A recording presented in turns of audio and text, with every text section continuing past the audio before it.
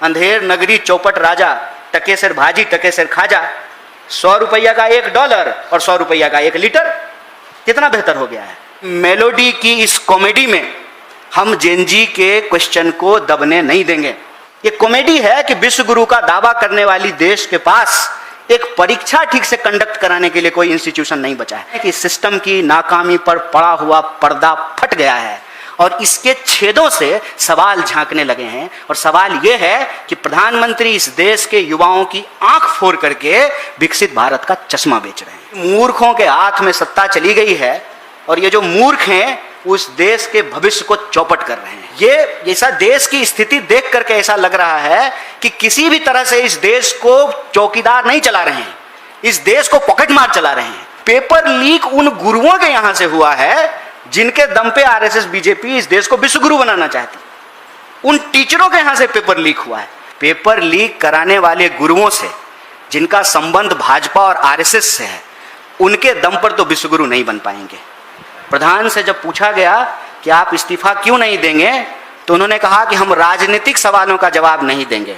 मतलब वो जब चुनाव लड़ते हैं तो वो राजनीति नहीं करते हैं, वो गुल्ली डंडा खेलते हैं, उसको पॉलिटिक्स नहीं कहते हैं। भाजपा एक राजनीतिक दल नहीं है। और आप एनटीए की कारस्तानियों को अगर सुनेंगे तो आपको हंसी भी आएगी और आपको रोना भी आएगा। एनटीए सनी लियोनी का एडमिट कार्ड पर फोटो लगा करके भेज देती है। आप सिर्फ एडमिट कार्ड जो भेजा जाता है, उस एडमिट कार्ड पर एक रिपोर्ट बना करके देखिए कि दुनिया भर के हस्तियों का फोटो लगा करके एडमिट कार्ड भेजा जाता है। आप इस देश के युवाओं का आंख फोड़ करके विकसित भारत का चश्मा बेच रहे हैं। इस देश के युवाओं को कैद करके, उनकी आवाज को दबा करके आप विकसित भारत का चश्मा बेच रहे हैं। आपसे बातचीत करने के लिए कोई चॉकलेटी बात नहीं है। इस देश में ईमानदार गुरु के बिना हम विश्व गुरु कैसे बनेंगे। कल सुबह सुबह प्रधानमंत्री जी का मेल आया उनके ऑफिस से और विदेश में उनकी उपलब्धियां गिनाई जा रही थी। और देश में लगातार सुर्खियों में यह बात बनी हुई है कि पहले नीट और फिर सीबीएसई का मामला। और सीबीएसई का मामला ऐसा है कि एक 17 साल का बच्चा अपनी समस्याओं को लेकर गुहार लगाता है और सरकार की चापलूसी में अपने रीढ़ की हड्डी खो चुके पत्रकार आनंद फानन में उस विद्यार्थी को देशद्रोही और पाकिस्तानी बताने लगते हैं। दिक्कत यह है कि जब प्रधानमंत्री जी और उनके दोस्त को ही देश मान लिया जाता है तो देश हित की हर बात देश विरोधी लगने लगती है।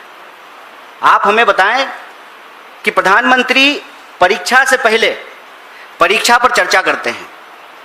परीक्षा होती है, पेपर लीक हो जाता है, परीक्षा पर चर्चा करके रील बनाने वाले प्रधानमंत्री साइलेंट मोड पर चले जाते हैं, चुप्पी साध लेते हैं।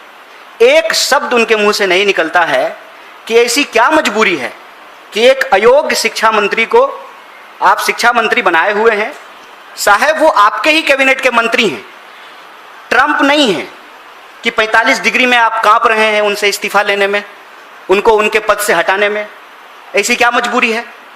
आप पिछले 2 सप्ताह के घटनाक्रम को देखिए। नीट का पेपर लीक होता है और पेपर लीक होने पे दलील ये दी जाती है कि पूरा पेपर लीक नहीं हुआ है। पूरा पेपर लीक कब होगा? जब क्वेश्चन पेपर न्यूज़पेपर में छप के आएगा। व्हाट्सएप पे क्वेश्चन पेपर घूम रहे हैं, पहले उसको दबाने का प्रयास किया गया, फिर स्वीकार किया गया कि पेपर लीक हुआ है, फिर पेपर उसको कैंसिल करके दोबारा पेपर कराया जा रहा है। 1 महीने के भीतर 20 लाख से ज़्यादा विद्यार्थियों को फिर से नीट का एग्जाम देना है। अभी नीट के मामले में प्रतियोगी छात्रों की आत्महत्या की खबरें आने लगी, फिर सीबीएसई का मामला आ गया। ऑनलाइन स्क्रीनिंग के इतने मुद्दे उठ करके आए, इतनी समस्याएं उठ करके आई और उस पर जवाब देने की बजाय सरकार के समर्थक पत्रकार जो है विद्यार्थी को ही पाकिस्तानी बताना शुरू कर दिए। आज इस देश की स्थिति यह है कि यह सरकार एक भी परीक्षा ठीक से कंडक्ट नहीं करवा पा रही है और हर परीक्षा, देश की हर महत्वपूर्ण परीक्षा को करवाने की जिम्मेवारी उस एनटीए को दे दिया गया है जिस पर बार बार सवाल उठ रहे हैं। और इसमें कोई दो राय नहीं है कि जो एनटीए के डायरेक्टर हैं, आप उनका बैकग्राउंड चेक करके देख लीजिए। उनका बैकग्राउंड सरकार में बैठे हुए लोगों से राजनीतिक संबंध का बैकग्राउंड है। ऐसी क्या मजबूरी है कि ऐसे निदेशकों को राजनीतिक लाभ के लिए अपनी पार्टी, अपने विचारधारा के लोगों को महत्वपूर्ण पदों पर बिठाया जाता है, फिर उस एजेंसी के द्वारा लगातार अयोग्य तरीके से परीक्षा कंडक्ट कराने की असफल कोशिश की जाती है, फिर भी उनके ऊपर कोई कार्रवाई नहीं किया जाता है। वोट चोरी करके जो लोग कुर्सी पर बैठ जाते हैं, उनके शासन में पेपर लीक होना एबिलिटी है, कैपेबिलिटी है। प्रधान से जब पूछा गया कि आप इस्तीफा क्यों नहीं देंगे, तो उन्होंने कहा कि हम राजनीतिक सवालों का जवाब नहीं देंगे। मतलब वो जब चुनाव लड़ते हैं तो वो राजनीति नहीं करते हैं, वो गुल्ली डंडा खेलते हैं, उसको पॉलिटिक्स नहीं कहते हैं। भाजपा एक राजनीतिक दल नहीं है और धर्मेंद्र प्रधान भाजपा के नेता नहीं हैं। धर्मेंद्र प्रधान जो है वो सांसद नहीं है और मंत्री होना इस देश में राजनीतिक नहीं है। हो सकता है मोदी जी के शासन में राजनीति की परिभाषा बदल गई हो। अब सरकार का चरण वंदना करना, प्रधानमंत्री जी के चरणों में लेट जाना, इसको राजनीति नहीं कहा जाता है। पेपर लीक उन गुरुओं के यहां से हुआ है जिनके दम पे आरएसएस बीजेपी इस देश को विश्व गुरु बनाना चाहती। उन टीचरों के यहां से पेपर लीक हुआ है। तो क्या एनटीए को मालूम नहीं है कि आप किस तरह के टीचरों से पेपर सेट करने का पैनल बना रहे हैं? ब्यूटी पार्लर में पेपर बट रहा था। ये नेटवर्किंग आप देख रहे हैं। तो जब चौकीदार ही पॉकेटमारी करने लगे, तब तो आपको सख्त कार्रवाई की आवश्यकता होगी। कोई भी कानून ठीक से तभी काम करेगा ना जब कानून मंत्री काम करे, पुलिस काम करे, देश की अदालतें काम करे। आप अदालत, चीफ जस्टिस साहब का एक नया बयान सुन लीजिए। उन्होंने कहा है कि दिल्ली के ज्यादातर वकीलों की डिग्री फेक है। बताइए, इस पर हंगामा नहीं हो जाना चाहिए? देश के सुप्रीम कोर्ट के मुख्य न्यायाधीश कह रहे हैं कि दिल्ली के वकीलों की डिग्री फेक है और इस पर कोई सवाल नहीं है। चर्चा किस पे हो रही है? झालमुरी पे और मेलोडी पे। और मेलोडी कितना चॉकलेटी है ये भी बता रहे हैं।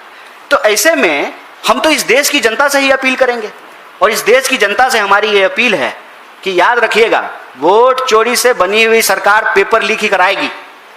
और पेपर लीक अगर होगा तो इस देश के नौनिहालों की आंख फोड़ने की ये कोशिश है। और जब इस देश के नौनिहालों का आंख फोड़ दिया जाएगा तो आप बताइए कि भारत विकसित कैसे बनेगा। आज 2026 में क्या हो रहा है, इस पर कोई बात करने के लिए तैयार नहीं है। हर साल पेपर लीक हो रहा है। जब हम अभी इस वक्त चर्चा कर रहे हैं, हो सकता है कि देश के किसी कोने में किसी परीक्षा का पेपर लीक हो रहा हो। उसी वक्त जो है दिन भर सरकार कॉमेडी करती है और कॉमेडी का नाम उपलब्धि दे दिया गया है बस, और थोड़ा गंभीर टोन में कॉमेडी करती है। इस देश को पेपर लीक को बहुत गंभीरता से लेना चाहिए। ये एक बहुत बड़ा सवाल है और इस देश के लोगों के लिए पेपर लीक ना हो, विद्यार्थियों के भविष्य को दांव पर ना लगाया जाए, इसके लिए एक सख्त कानून की जरूरत है और दोषियों पर सख्त कार्रवाई की आवश्यकता है।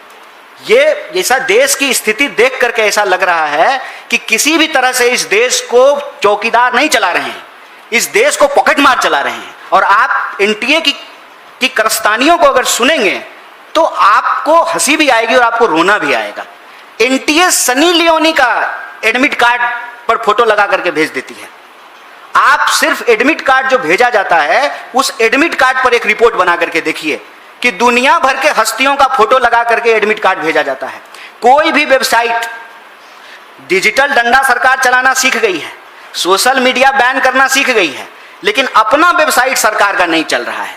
कोई भी वेबसाइट ठीक से नहीं चलता है। सारा का सारा महकमा, प्रधानमंत्री से लेकर के नीचे तक का अफसर रील बनाने में व्यस्त है। एआई का इतना ही इस्तेमाल हो रहा है कि सब लोग रील बना रहे हैं।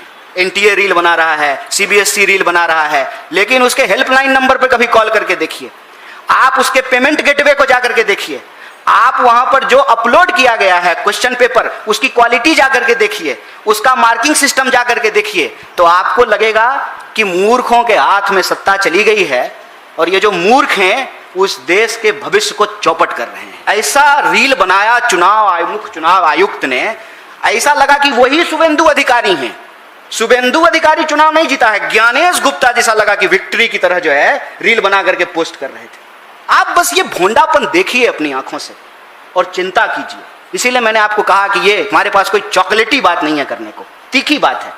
हो सकता है कि हमको तब तक यह इस बात के लिए कोई असर नहीं हो जब तक हमारे घर में यह स्थिति ना पैदा हो जाए, हमारे बच्चे कल को नीट का एग्जाम देने के लिए ना चले जाएं और खुदा ना खास्ता उसके लिए आत्महत्या की स्थिति ना बन जाए। कि जब कॉकरोच का बयान इस देश के मुख्य न्यायाधीश ने दिया, आदरणीय ऑनरेबल, देखिए कितना मजेदार बात है, वो जो कह रहे हैं अगर उनके समर्थन में कहें तो सिस्टम पे सवाल उठता है, कहें कि सच बोल रहे हैं तो सिस्टम पे सवाल उठता है और प्रधानमंत्री की डिग्री पे सवाल उठता है, अगर उनको झूठ कहें तो कंटेम्प्ट लगता है।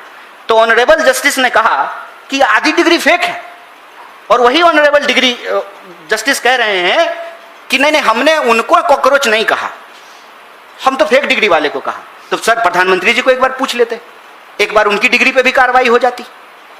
ये जो सवाल आप पूछ रहे हैं, यह सवाल इस बात से ज्यादा गंभीर है कि सुप्रीम कोर्ट में क्या निर्णय आया, चुनाव आयोग क्या कह रही है, रेल मंत्रालय अपने दलील में क्या बोलती है, शिक्षा मंत्रालय रील बना करके क्या कह रही है। इससे ज्यादा जरूरी सवाल है कि इस देश के नौजवानों को इस देश के सिस्टम पर से उनकी विश्वसनीयता कम हो रही है। इसीलिए आज हम आपके बीच सिर्फ सरकार से सवाल पूछने के लिए नहीं आए हैं, हम इस देश के नौजवानों से भी अपील करने के लिए आए हैं कि मेलोडी की इस कॉमेडी में हम जेनजी के क्वेश्चन को दबने नहीं देंगे। हम सड़क से लेकर के संसद तक इस सवाल को उठाएंगे। वो प्रेस कॉन्फ्रेंस करके कहते रहें कि हम अराजक स्थिति पैदा करना चाहते हैं, हम अराजक स्थिति नहीं पैदा करना चाहते हैं। आप मूर्ख लोग गद्दी पे बैठ करके इस देश को चलाने में सक्षम नहीं है, अयोग्य हैं। परीक्षा पर चर्चा करने वाले प्रधानमंत्री सही तरीके से कंडक्ट नहीं कर पा रहे। हमारा सीधा सवाल है कि सरकार को जवाबदेही तय करनी पड़ेगी। क्या मजबूरी है, प्रधानमंत्री आकर के बताएं कि प्रधान से क्यों घबरा रहे हैं। सर वो आप ही का प्रधान है, आप ही उसको प्रधान बनाए हैं, वो ट्रंप नहीं है। आपको उसके सामने कोई सरेंडर करने की जरूरत नहीं है, वो काम नहीं कर रहा है। इससे पहले आपने एक और आपकी प्रिय मंत्री थी स्मृति ईरानी, उस वक्त मैं स्टूडेंट था, हम लोग सड़क पे आंदोलन कर रहे थे, तो उस वक्त तो सरकार ने उनसे इस्तीफा ले लिया था, उनका शिक्षा मंत्रालय लेकर के उनको कपड़ा मंत्री बना दिया था, कहा था कि आप इसमें फिट हैं, कपड़े की आपको समझ ज़्यादा है, शिक्षा की नहीं है। तो ऐसी क्या मजबूरी है कि इस प्रधान को बिठाए हुए हैं, इसको क्यों नहीं हटा रहे हैं। बार बार जब पेपर लीक हो रहा है, एक एग्जाम ठीक तरीके से कंडक्ट नहीं हो रहा है, ये हमारे लिए सबसे बड़ा सवाल है। जैसे ये पेट्रोल का दाम बढ़ा रहे हैं ना, 1 रुपया 2 रुपया, लेकिन अंततः तो आपका 10 रुपया खर्च हो गया है एक सप्ताह में। वैसे ही धीरे धीरे जो है इस देश की आबादी को यह बात समझ में आने लगी है। कहते हैं विदेश यात्रा मत करो और खुद जाकर के चॉकलेट देकर के रील बनाने के लिए चले गए।